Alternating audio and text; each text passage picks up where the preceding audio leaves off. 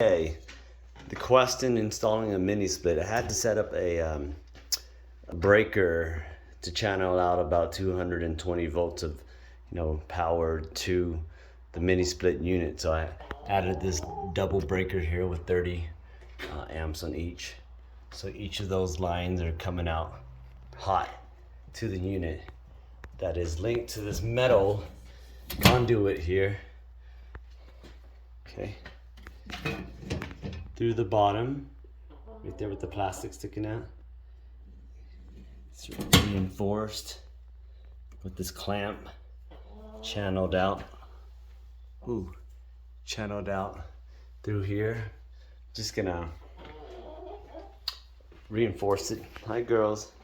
Hey, make sure you don't stay in there too long, okay? Or crap in there. So to the outside, added this box here.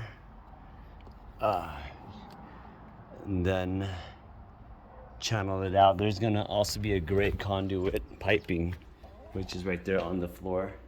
The hard plastic piping, even though it's bendable, it's pretty hard. Over here to set up, weatherproof it to about right here, because this is where